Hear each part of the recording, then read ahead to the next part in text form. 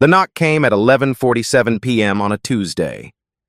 Through the peephole, Maria Santos saw a little girl clutching a torn backpack. The child was shivering in the Chicago wind. Behind her stood a well-dressed woman with kind eyes and a nervous smile. "Please," the woman whispered. "I know this is crazy, but I need someone to watch Emma for just one night." Maria's rent was 3 weeks overdue.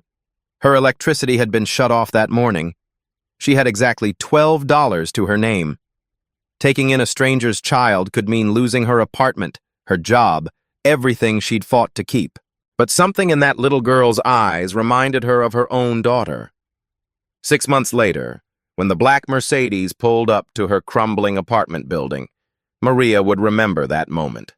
The night everything changed. But not in the way she expected. Maria Santos thought she'd hit rock bottom before, but Tuesday morning proved her wrong. At 5:30 a.m., she stood in her kitchen, counting cereal pieces into 2 bowls. Jaden, her 12-year-old son, got 18 pieces. Sophia, 9, got 16. The milk was watered down until it looked more like cloudy water than nutrition. "Mom, I'm still hungry," Sophia whispered, her voice barely audible. Maria's heart clenched. She poured half her own portion into Sophia's bowl. "There you go, baby." Jaden noticed immediately. He always did. Without a word, he slid 3 pieces of cereal from his bowl to his sister's. These were the moments that broke Maria's heart and rebuilt it simultaneously. This was life in their 3rd-floor walk-up in Chicago's Pilsen neighborhood. The elevator had been broken for 8 months. The heat worked when it wanted to. The neighbors she'd known for 8 years were disappearing one by one, priced out by gentrification. Maria had 2 jobs. Night cleaning at Northwestern Hospital paid $14 an hour. Better than minimum wage, but those shifts ran from 11 p.m. to 6 a.m. She'd come home exhausted, sleep for 3 hours, then drag herself to the corner bodega for her day shift. Mr. Rodriguez, the bodega owner, was kind enough.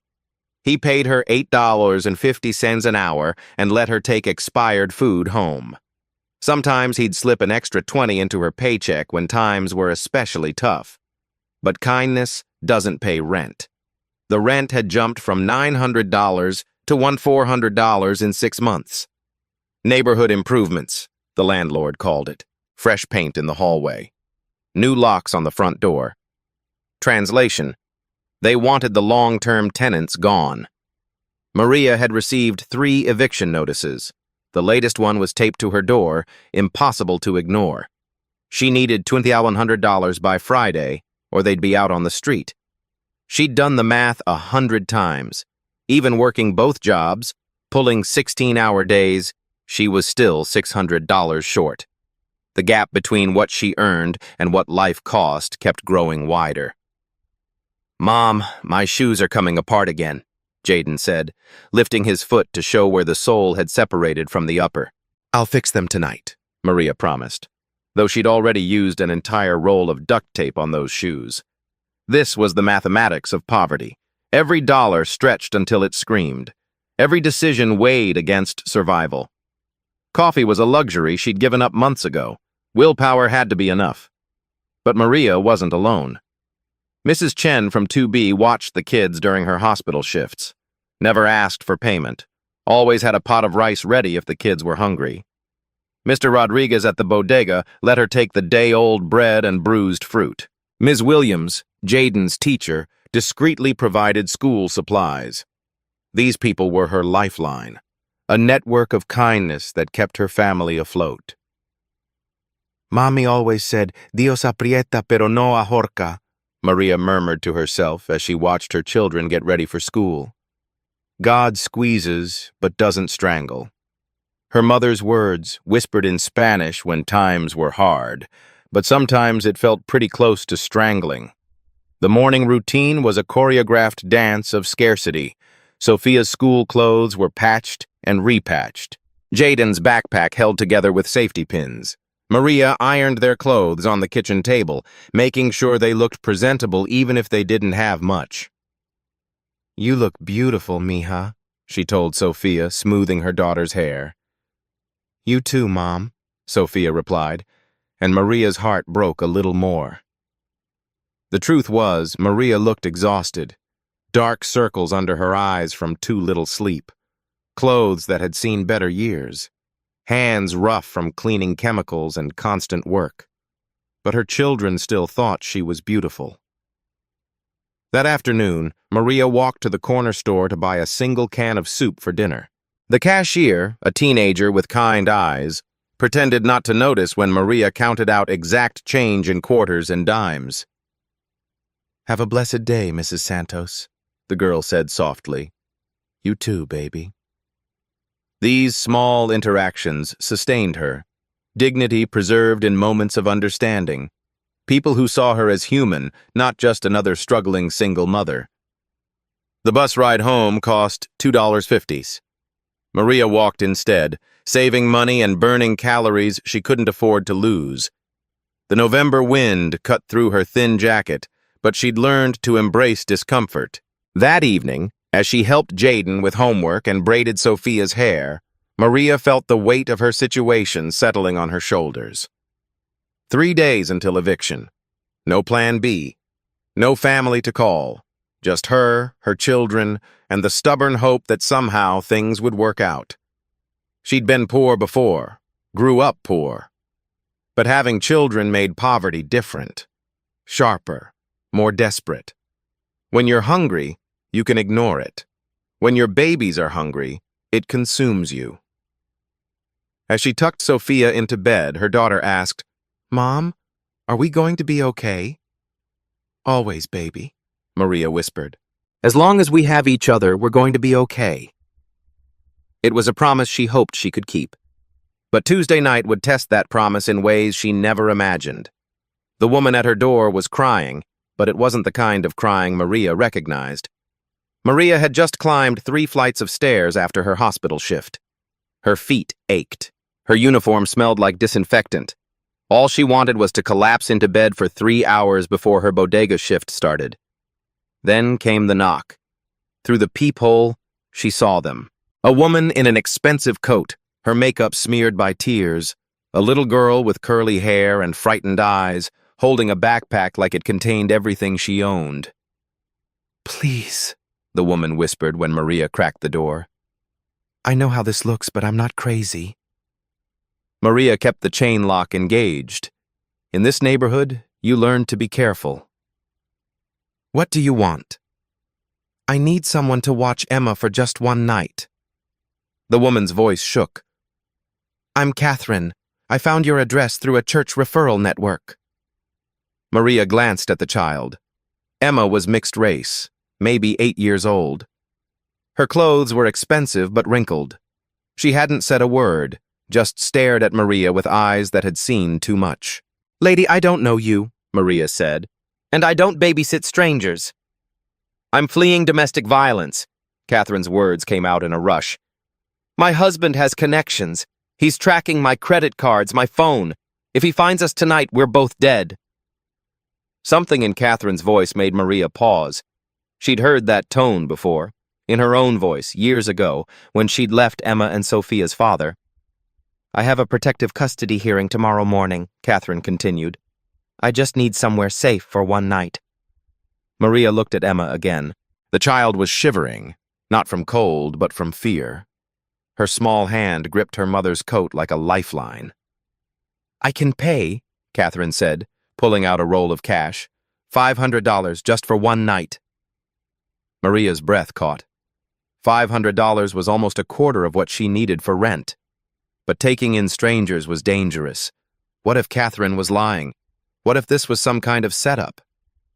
"How do I know you're not setting me up?" Maria asked. Catherine met her eyes. "Because desperate people recognize each other." The words hit Maria like a physical blow. This woman with her expensive clothes and manicured nails was desperate. Really desperate. Maria could see it in the way she held her daughter, the way she kept glancing over her shoulder. "I've been to 3 shelters," Catherine continued. "They're all full, and he knows where they are. The church gave me a list of safe houses, but yours was the only one that answered." Maria hadn't answered. She'd been asleep.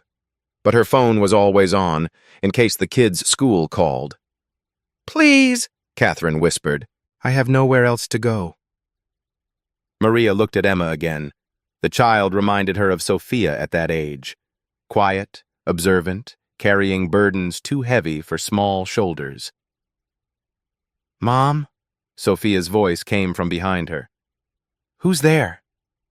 Maria turned. Sophia stood in the hallway, rubbing her eyes. Jaden appeared beside her, instantly alert. "Go back to bed," Maria said softly. But Sophia had already seen Emma.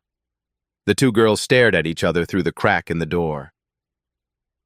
"She's scared," Sophia said simply. Children see things adults try to hide. Sophia could read Emma's fear like a book written in a language only kids understood. Maria's mind raced. $500 would save them from eviction. But what if Catherine's husband showed up? What if there was violence? What if child services found out she was housing strangers? She thought about her mother's words. "Cuando alguien necesita ayuda, no preguntas por qué, solo ayudas." When someone needs help, you don't ask why. You just help. But her mother had never faced eviction, never had to choose between kindness and survival. "I work 2 jobs," Maria said. "I can't watch her during the day." "I'll figure something out," Catherine replied quickly. "Please, just tonight." Maria looked at the cash in Catherine's hand. $500. Enough to buy groceries for a month. Enough to pay the electric bill. Enough to keep hope alive a little longer. But it was Emma's eyes that decided it. Those eyes that looked like Sophia's, like her own, years ago. "One night," Maria said, unlocking the chain. "That's it." Catherine sagged with relief.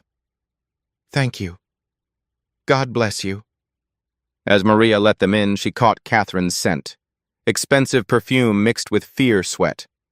This woman came from a different world, but tonight they shared the same desperation. "Emma can sleep in Sophia's bed," Maria said. "Sophia can bunk with me." "I don't want to impose," Catherine started. "You're not imposing. You're surviving." Emma spoke for the first time. "Thank you, Miss Maria." Her voice was small but clear, polite, well-raised. This child came from privilege, but privilege hadn't protected her from fear. As Maria prepared makeshift sleeping arrangements, she wondered what she'd gotten herself into. But the $500 felt solid in her pocket. Real. Immediate. What Maria didn't know was that saying yes would cost her everything she had left. The first morning changed everything. Maria woke to the sound of laughter. Real laughter, the kind that had been missing from her apartment for months. She found Emma and Sophia in the kitchen, speaking in hushed Spanish. "Emma knows Spanish," Sophia announced. "Her grandma taught her." Catherine sat at the small table, looking lost. Her expensive coat hung over a chair like a costume she no longer needed. "I made coffee," Catherine said quietly. "I hope that's okay." Maria poured herself a cup. Real coffee, not the instant powder she'd been using. Catherine had somehow found the good stuff Maria kept hidden for emergencies. "How did you sleep?" Maria asked. "I didn't," Catherine admitted. "But Emma did. First time in weeks." Emma was helping Sophia pour cereal, her small hands steady and careful. She moved like a child who'd learned to be useful, to earn her place. "I need to call my work," Maria said. "Tell them I'm sick." Catherine looked up sharply. "You don't have to do that." "I can't leave Emma alone." Maria reached for her phone. "And you have court today." The call to the bodega was difficult. Mr. Rodriguez's voice carried disappointment through the speaker. "Maria, you missed yesterday, too. I need reliable workers." "I know. Family emergency. Just today, I promise." Family emergency felt like the right words. Sometimes family isn't blood. Sometimes it's who shows up when you need them.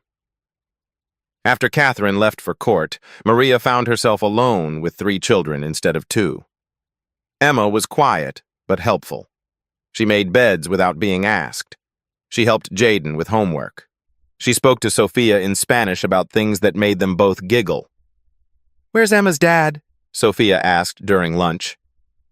"Sometimes dads aren't safe," Maria said carefully. "So moms have to be extra brave." Sophia nodded like this made perfect sense. Children adapt to complicated truths faster than adults. That afternoon, Mrs. Chen knocked on the door. Her sharp eyes took in Emma immediately. "New granddaughter?" she asked with a knowing smile. "Friend of Sophia's," Maria replied. Mrs. Chen nodded. She understood without explanation. That's how survival networks worked. Questions weren't always necessary. Catherine returned at 6 p.m., exhausted and shaky. "The hearing is postponed," she said. "My lawyer says it could be another week." Maria felt something cold settle in her stomach. A week meant missing more work. A week meant using the $500 for groceries and utilities instead of rent. "I can find somewhere else," Catherine offered quickly. "No," Maria said. "Emma's happy here. Sophia's happy. We'll figure it out." But figuring it out proved expensive. On Thursday, the landlord showed up for a surprise inspection. "Mrs. Santos," he said, his voice carrying authority, "who are these additional occupants?" Maria's heart pounded. "Temporary guests." "Your lease specifies no subletters, no long-term guests." "They're not paying rent," Maria said. "Doesn't matter. This violates your agreement." That night, Maria found a new eviction notice taped to her door. Instead of Friday, she now had 48 hours. The landlord had accelerated the timeline. Catherine cried when Maria told her, "This is my fault. I'm ruining your life." "You're not ruining anything," Maria said firmly. "The system's already broken. You just happened to need help when it broke a little more." By Friday, the consequences were piling up. Maria's hours at the bodega had been cut. Her supervisor at the hospital called about her recent absences.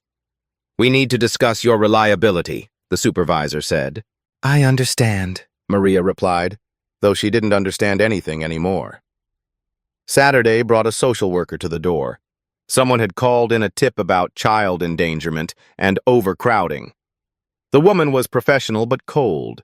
She interviewed Jaden and Sophia separately, asked questions about sleeping arrangements, food security, appropriate supervision.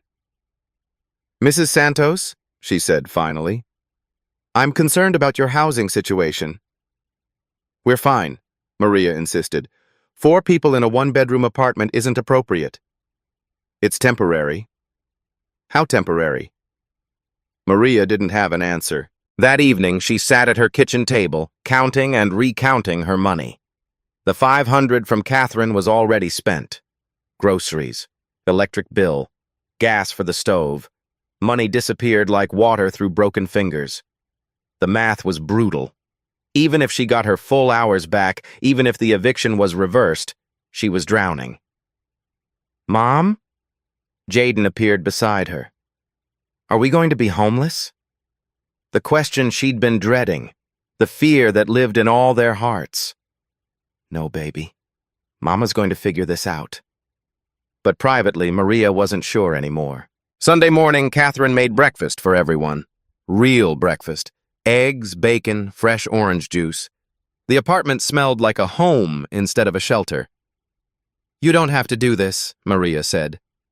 "I want to," Catherine replied. "It's the least I can do." Emma and Sophia sat side by side, sharing stories and secrets. They'd become sisters in a week. Blood couldn't have bonded them faster than shared understanding. "Emma's teaching me French," Sophia announced. "And Sophia's teaching me how to braid friendship bracelets," Emma added. Watching them, Maria realized something important. This wasn't just about helping Catherine anymore. These children were healing each other.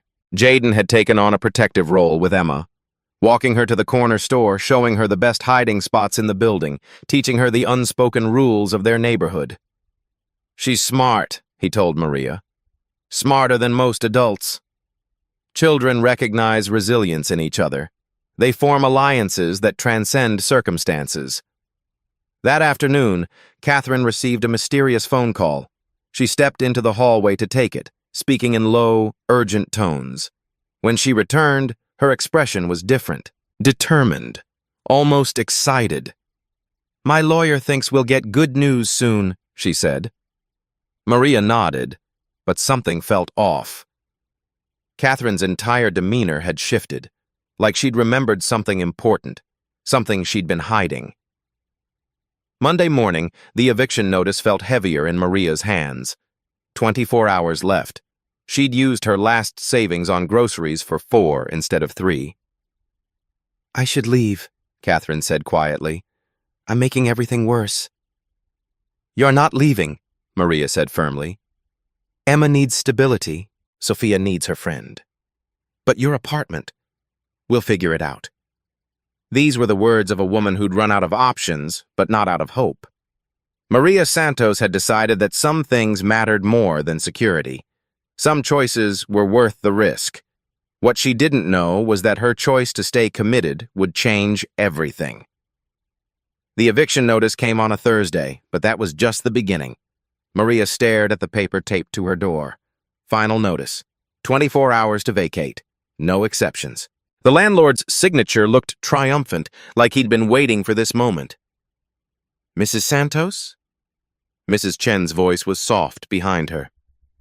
"You okay?" Maria turned. Her neighbor's kind face was creased with worry.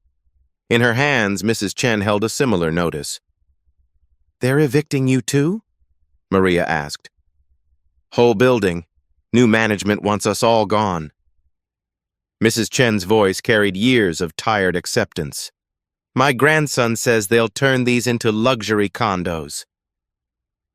Maria felt the world tilt. Mrs. Chen had lived here for 15 years. She was the building's grandmother, the woman who watched everyone's children, who brought soup when people were sick. "Where will you go?" Maria asked. "My son in Chinatown. You?" Maria didn't have an answer. That afternoon, the consequences accelerated like dominoes falling. Mr. Rodriguez called from the bodega. "Maria, I'm sorry, I have to let you go." The words hit like a physical blow. "But I've only missed 3 days. Corporate says I need reliable workers. You've been calling in sick too often. My family situation is temporary. I'm sorry, Maria. Really." The line went dead. $8.50 an hour, gone. 20 hours a week, gone. The small buffer between survival and disaster, gone. That evening, a woman in a crisp suit knocked on Maria's door. Business card in hand, smile that didn't reach her eyes. "Mrs. Santos? I'm Jennifer Walsh from Child Protective Services." Maria's blood turned to ice. "What can I do for you?" "We received a report about overcrowding and possible neglect. May I come in?" The inspection was thorough and humiliating. Jennifer Walsh counted beds, checked the refrigerator, examined sleeping arrangements with the precision of someone cataloging failures. "How many people are currently living here?" she asked. 4, Maria answered honestly. "In a 1-bedroom apartment?" "Temporarily." "How temporarily?" Maria didn't have an answer that wouldn't make things worse. Jennifer interviewed Jaden in the hallway. Maria could hear fragments through the thin door. "Do you feel safe here?" "Yes, ma'am." "Are you getting enough food?" "Yes, ma'am." "Who is Emma?" A pause. Then Jaden's careful voice. "Sophia's friend." When Jennifer interviewed Sophia, the questions were softer, but no less dangerous. "Sweetie, is your mom taking good care of you?" "My mom is the best mom in the world." "Are you sharing your bed?" "Emma has bad dreams. I help her feel better." Children's honesty could save or damn them. Finally, Jennifer spoke with Maria privately. "Mrs. Santos, I'm concerned about your housing stability." "We're managing." "Eviction notices suggest otherwise, and housing unrelated children without proper documentation. They're friends of the family. For how long? As long as they need to be. Jennifer's pen moved across her notepad. Each word felt like a nail in a coffin. I'll need to file a report. Someone will follow up within 72 hours. After she left, Maria sat on her couch, head in her hands. Catherine found her there an hour later. What happened? Catherine asked. Everything's falling apart. Maria's voice was hollow. I lost my job. We're being evicted tomorrow. Child Services thinks I'm an unfit mother. Catherine knelt beside her. This is my fault. No, it's not. Maria looked up. The system was already broken. You just needed help when it broke a little more. But the words felt empty. Maria had gambled everything on kindness, and she was losing. That night, she couldn't sleep. She walked to the window and looked out at the neighborhood she'd called home for 8 years. Buildings she'd watched her children grow up around. Corner stores where they knew her name. Neighbors who'd become family. All of it disappearing. In the morning, she found Catherine packing quietly. We're leaving, Catherine said. Today. This has gone too far. Where will you go? I'll figure something out. Emma appeared in the doorway, confused and scared. Are we leaving Sophia? She asked. Catherine knelt down. Sometimes grown-ups make decisions that hurt, but they're necessary. I don't want to leave Sophia. Neither did Sophia. The girls clung to each other like lifelines, tears streaming down their faces. It's not fair, Sophia sobbed. Life isn't fair, baby, Maria said, her own voice breaking. But love is real, and you two will always have that. As Catherine loaded their few belongings into a taxi, she pressed something into Maria's hand. Emergency contact, she said. If you ever need anything. Maria looked at the card. Dr. Catherine Wells Morrison, Northwestern University Medical Center, Department of Child Psychology. You're a doctor? Maria asked. Catherine met her eyes. I'm someone who believes in people like you. The taxi pulled away. Emma's face pressed against the back window, small hand waving goodbye. Maria stood on the sidewalk, eviction notice in one hand, business card in the other. Everything she'd tried to save was gone. But something about that business card felt important, like a puzzle piece she didn't understand yet. On moving day, Catherine made a phone call that would change everything. Maria was packing their life into cardboard boxes when her phone rang. Unknown number. Mrs. Santos? This is attorney Rebecca Chen from Legal Aid Society. Maria's heart sank. More official business. More complications. We need to discuss your eviction case. Dr. Wells Morrison contacted us about irregularities in your landlord's practices. Dr. Wells Morrison? Catherine Wells Morrison. She says you helped her family during a crisis. Maria sat down heavily. She's really a doctor? Prominent child psychiatrist, professor at Northwestern University. She's been documenting housing discrimination cases for a research project. The puzzle pieces started shifting. Catherine's educated way of speaking, her comfort with legal terminology, the mysterious phone calls. Can you meet us tomorrow at 2 p.m.? Attorney Chen asked. I don't understand what's happening. Dr. Wells Morrison will explain everything. The next day, Maria walked into the legal aid office carrying everything she owned in 2 grocery bags. Jaden and Sophia flanked her, confused but hopeful. Catherine was already there, but she looked different, professional, confident. Her expensive coat made sense now. Maria, Catherine stood up. Thank you for coming. You lied to me, Maria said quietly. I never lied. I just didn't tell you everything. Catherine's voice was gentle. I was fleeing domestic violence. That part was completely true. Attorney Chen spread documents across the table. Your landlord violated multiple housing regulations. Illegal rent increases, discriminatory eviction practices, failure to maintain basic utilities. What does that mean? Maria asked. It means you have grounds for a lawsuit, Catherine said, and I've been documenting everything. Maria stared at her. Why? Because what happened to you happens to thousands of families, single mothers, immigrants, people of color. I'm writing a book about systemic poverty and the people who show kindness despite having nothing. Catherine pulled out a thick folder. I've been recording our conversations with your permission retroactively, taking photos of living conditions, documenting the community support networks that keep families like yours alive. You were studying us? Maria felt betrayed. No, I was learning from you. Catherine's eyes were intense. Maria, you saved my life. But you also taught me something about courage I'd never understood. Attorney Chen interrupted. The landlord's company has agreed to settle. They're facing a class action lawsuit for discriminatory practices across 12 buildings. Settle for what? Enough to pay your back rent, moving expenses, and damages for illegal eviction. Maria felt dizzy. How much? $15,000. The number hung in the air like a miracle. But there's more, Catherine said. My publisher wanted to buy your story, our story, as a book about American poverty and unexpected kindness. I don't understand. Catherine leaned forward. You'd be co-author. Equal partnership. The advance is substantial. How substantial? $50,000. Plus royalties. Maria's world tilted. 6 weeks ago, she couldn't afford milk. Now strangers were offering life-changing money.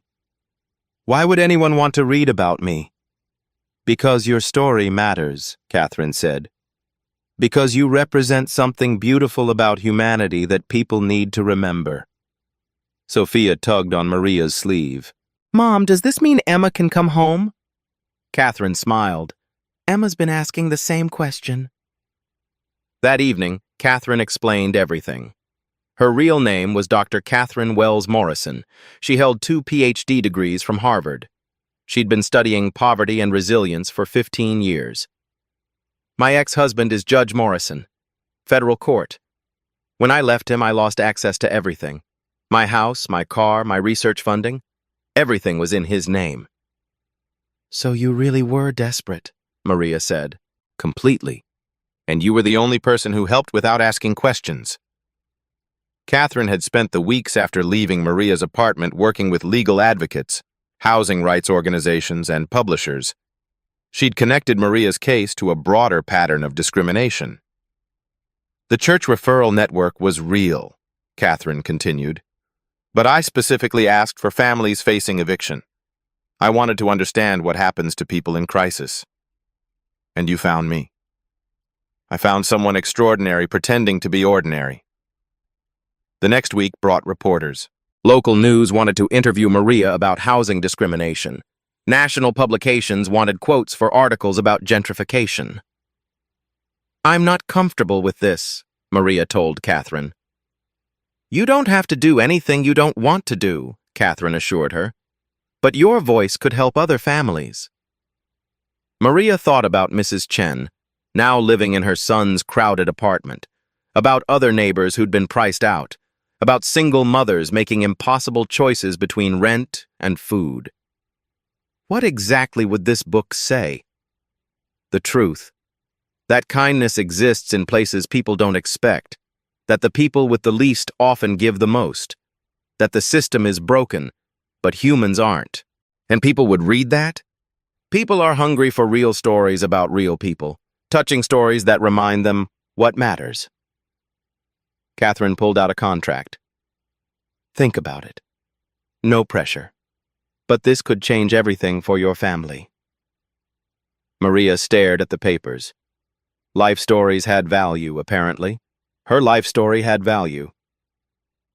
Emma misses Sophia, Catherine said quietly. Sophia misses Emma, too. Maybe they don't have to miss each other anymore. For the first time in months, Maria allowed herself to hope. The Mercedes wasn't what Maria expected, but neither was the woman who stepped out of it. 6 months after that first desperate knock, Catherine returned to Pilsen. But this time she arrived in style. Black Mercedes sedan, leather seats, driver in uniform. Maria watched from her new apartment window. Same building, same neighborhood, but everything had changed. The settlement money had allowed her to negotiate with a different landlord. Fair rent, actual heat, working elevator. "Mom, Catherine's here," Sophia called, pressing her face against the glass. Emma emerged from the passenger seat like sunlight breaking through clouds. 6 months had transformed her from a frightened child into a confident little girl with bright eyes and quick laughter. The reunion between Emma and Sophia was everything Maria had hoped for. Tears, hugs, rapid-fire Spanish conversations about everything they'd missed. "You got taller," Sophia observed seriously. "You got braver," Emma replied. Children see growth differently than adults. Catherine carried a leather briefcase and wore the confident smile of someone whose life had stabilized, but her eyes still held gratitude when she looked at Maria. "You look good," Catherine said. "You look like yourself," Maria replied. It was true. The desperate woman from that winter night had been replaced by someone comfortable in her own skin. Success suited Catherine, but more than that, safety suited her. "I brought something for you," Catherine said, opening her briefcase. Inside were legal documents, photographs, and a thick manuscript bound in blue. "Our book," Catherine announced. "The publisher loves it." Maria picked up the manuscript. The title page read, "When Strangers Become Family, A Story of Kindness in Crisis," by Dr. Catherine Wells Morrison and Maria Santos. Seeing her name in print felt surreal. Maria Santos, co-author. Maria Santos, whose story mattered enough to publish. "The advance checks are ready," Catherine continued. 50,000 for you, 50,000 for me. Equal partners, like we agreed. $50,000. Maria still couldn't quite believe it. Plus speaking engagements. Universities want to hear our story. Social justice organizations, community groups. Catherine pulled out a calendar filled with dates. Northwestern University next month, University of Chicago in October, the National Housing Justice Conference in December. People want to hear from me? They want to hear from someone who understands poverty from the inside. Someone who chose kindness when it was dangerous. Maria flipped through the manuscript. She recognized her own words, conversations Catherine had recorded and transcribed. But seeing them on paper made them feel important, official. "There's something else," Catherine said carefully. "The speaking fees are substantial. 5,000 per event, sometimes more." Maria sat down. The numbers were overwhelming. 6 months ago, she'd been counting cereal pieces. Now people wanted to pay her thousands of dollars to tell her story. "I don't know how to be a public speaker," Maria said. "You know how to tell the truth. That's all anyone wants to hear." Emma and Sophia had moved to the kitchen, making friendship bracelets with supplies Catherine had brought. Their chatter filled the apartment with joy Maria hadn't heard in years. "How's Emma doing?" Maria asked. "Thriving. Therapy helped her process the trauma, and she talks about Sophia constantly. They're good for each other, like their mothers." Catherine was right. The friendship between the adults had grown as strong as the bond between the children. Different backgrounds, different educations, but shared understanding of what survival required. "I have a confession," Catherine said. "The book is already getting attention. 3 movie producers have called about adaptation rights." Movie producers? Hollywood loves stories about unlikely friendships. Black stories that show resilience and community. Real-life stories that prove kindness matters. The possibilities felt infinite and terrifying. "I need time to think," Maria said. "Of course. But there's one more thing." Catherine's smile turned mischievous. "Remember Mrs. Chen?" Maria nodded. Her former neighbors had struggled since the eviction, crowded into her son's small apartment in Chinatown. The housing settlement included provisions for displaced tenants. Mrs. Chen qualified for relocation assistance and damages. How much? Enough to help her son buy a house with space for everyone. Maria felt tears starting. Really? The landlord's discrimination affected 43 families. They're all getting compensation.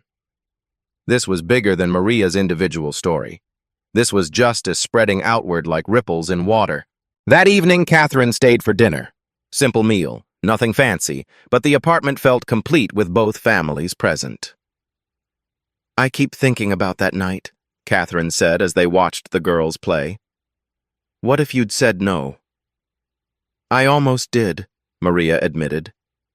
"What changed your mind?" "Emma's eyes. They looked like Sophia's when we left her father." Catherine understood. They'd both escaped domestic violence. They'd both faced impossible choices with children watching. "The book publishers want to know if there will be a sequel," Catherine said. "Sequel? What happens next? How success changes people. Whether friendships survive transformation." Maria looked around her apartment. New furniture, courtesy of the settlement.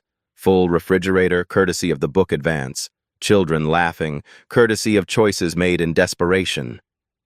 "I don't want to lose who I am," Maria said quietly. "You won't, I promise." "How do you know?" "Because you're still choosing to help people, even when you don't have to anymore." It was true. Maria had been volunteering with the Housing Rights Organization, helping other families facing eviction, translating at legal meetings, using her experience to guide others through the system. "The speaking engagements," Maria said, "would they really help people?" "Your voice reaches audiences mine can't. You represent something authentic that people need to hear." Maria thought about all the single mothers working multiple jobs, all the families choosing between rent and food, all the children wearing duct-taped shoes with dignity. "If I do this, I want to use the platform for something bigger than just our story." "Like what?" "Housing justice, immigration rights, support for single mothers, real change, not just inspiration." Catherine smiled. "Now you sound like someone ready to change the world." As the evening wound down, Emma hugged Maria tightly. "Thank you for saving us," she whispered. "You saved us too, baby," Maria whispered back. Success felt different than Maria had imagined. Not just individual triumph, but community transformation. Not just escape from poverty, but tools to help others escape too. 6 months later, Maria Santos learned the hardest lesson of all. Standing at the podium of Northwestern University's packed auditorium, Maria looked out at 700 faces. Students, professors, community leaders, all waiting to hear her story. "My name is Maria Santos," she began, her voice steady. 18 months ago, I was 3 weeks behind on rent, working 2 minimum wage jobs, and facing eviction with my 2 children. The audience was silent, attentive. "Tonight, I want to tell you about a knock on my door that changed everything, but not in the way you might expect." In the front row, Catherine sat with Emma and Sophia. Both girls wore matching friendship bracelets, symbols of a bond that had transformed 2 families.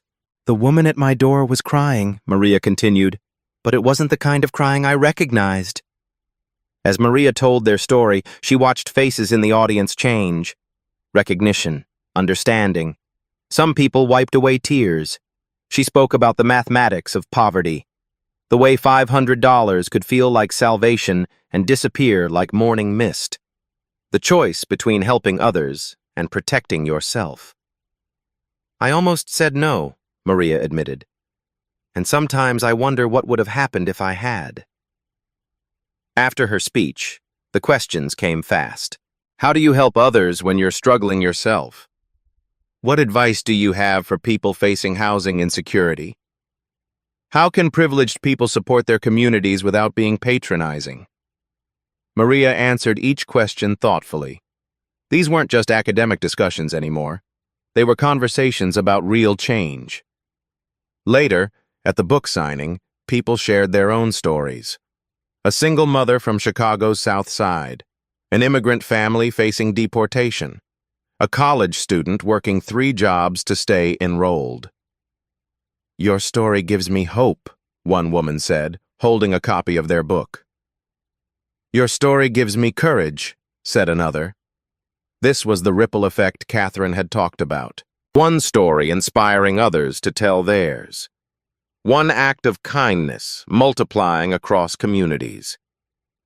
Back home in Pilsen, Maria's apartment had become an unofficial community center. Families facing eviction came for advice. Single mothers shared resources and childcare. Mrs. Chen taught cooking classes in Maria's kitchen. "You're changing the neighborhood," Jaden observed one evening. "We're changing it together," Maria corrected. The book had been on bestseller lists for 3 months. Movie rights had sold to a major studio. Maria's speaking engagements were booked through next year. But the real success was quieter, more personal. Emma spent every weekend with Sophia. Their friendship had evolved into something closer to sisterhood.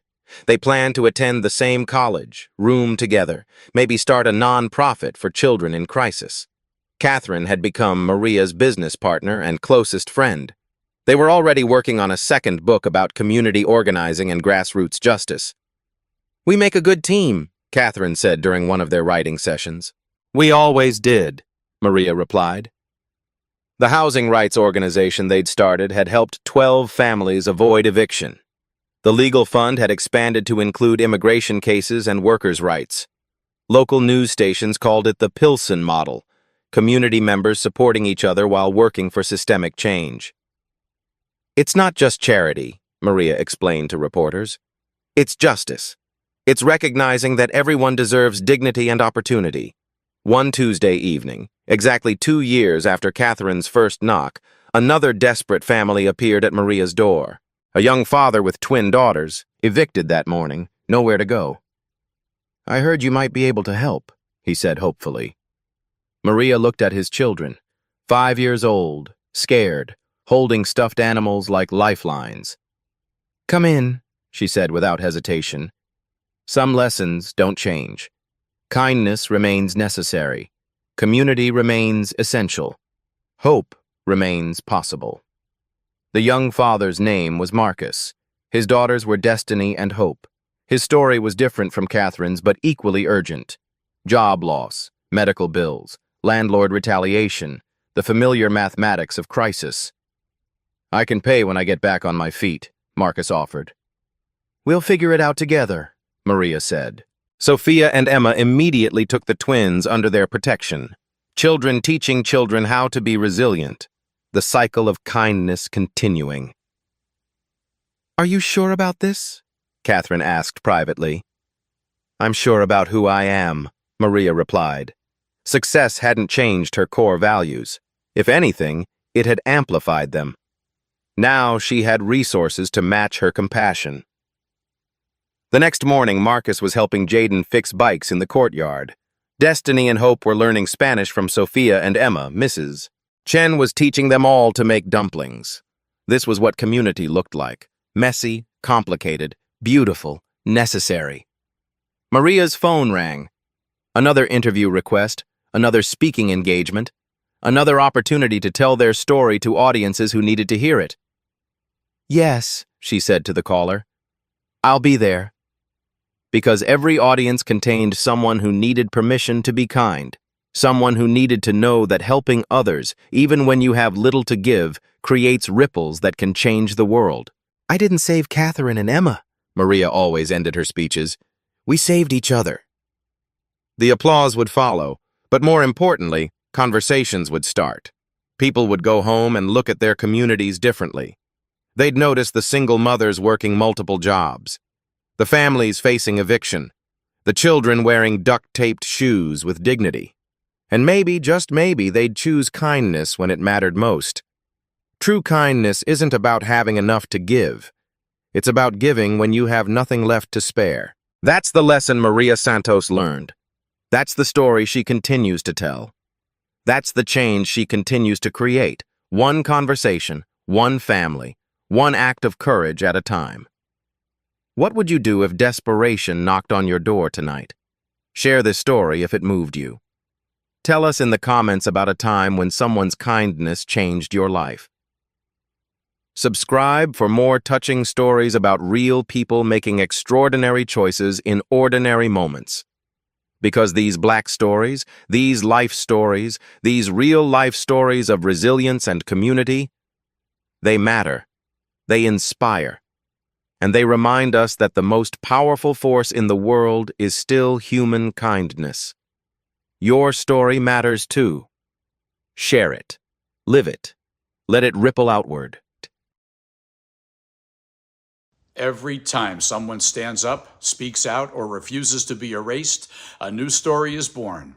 At Beat Stories, we archive that courage. Subscribe now and help us keep these moments alive, because the more we share them, the harder they are to ignore.